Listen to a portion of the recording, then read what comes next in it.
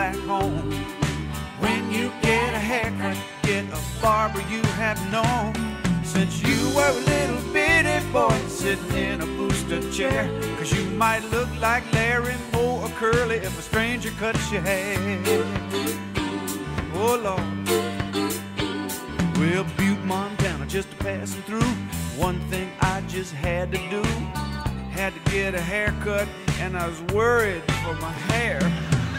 I had a feeling of impending doom the minute I stepped into that room, laid my eyes upon that barber chair. Oh yeah, it was a macho barber shop. Hair dryers mounted on a rifle rack. Wasn't no mirrors. Barber chair was a Peterbilt. Barber walked in, he is huge, 7 feet tall, 300 pounds of spring steel and rawhide. Wearing a hard hat, chewing a cigar, and had a t-shirt on that said, "I hate musicians." Threw me in the chair, sneered, and said, "What'll it be, pal?" Now, a lot of people would be intimidated in a situation like this. I was not. I am what I am, play my piano, sing my little songs. I looked him right in the eye. I said, "I'm a logger, just up from Coos Bay, Oregon. Been topping trees. Quite possibly the toughest man in the entire world." He said, "All right." He gave me a haircut and I walked out of there. My hair was gone. Make Kojak look like Bill Golden. Yeah, had a tremendous craving to operate heavy equipment. Now you may think that Butte, Montana haircut's the worst any man could ever get. Wrong. Well, a few months later I was in L.A., trucking along on a smoggy day. Needed a haircut so bad I looked like Bozo the Clown. I was looking shaggy, not too good. I'd put it off as long as I could. Lord, I hate to get a haircut out of town. Well, I walked in, realized immediately that this guy was into punk rock.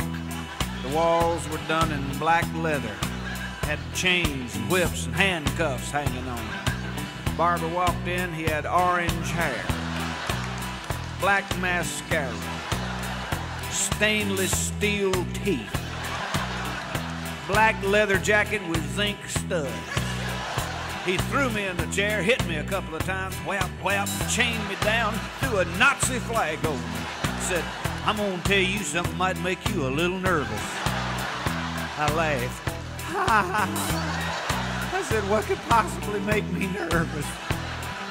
He said, "I'm gay." No problem.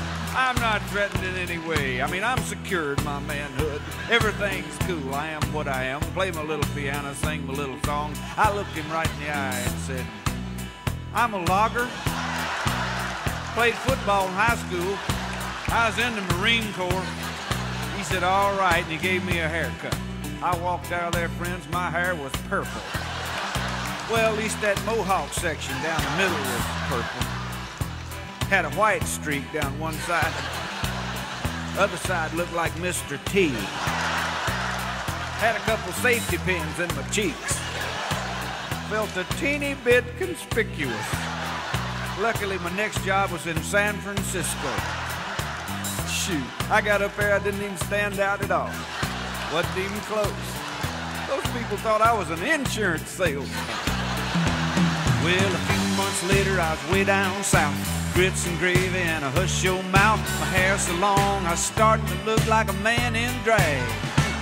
It was then that the sheriff came up and said, "Boy, you got too much hair on your head. You better get yourself a haircut or a dog tag." Well, when I stepped into the shop, I realized immediately that I was dealing with a born-again barber. Don't see too many barber shops with a steeple. Had an organ in the corner, choir. An usher led me to the barber chair. Barber walked in, started saying grace. "Oh Lord, for these haircuts we are about to receive, may we be truly thankful. Dominus possum pax probiscus postmortem et tu brute puella carborundum." He was sort of half Baptist, half Catholic, kind of a Catholic. He started cutting my hair and preaching at the same time. I mean, he's a wild man. Scissors and razors are flying around my head. He's talking about liquor and wild women and music and sex and the evils of dancing and the music business in general. Then he looked down at me and he said, "What do you do for a living?" Now, I'm not ashamed of what I do for a living. Working bars and casinos, around liquor and wild women. I just play my piano, sing my little songs.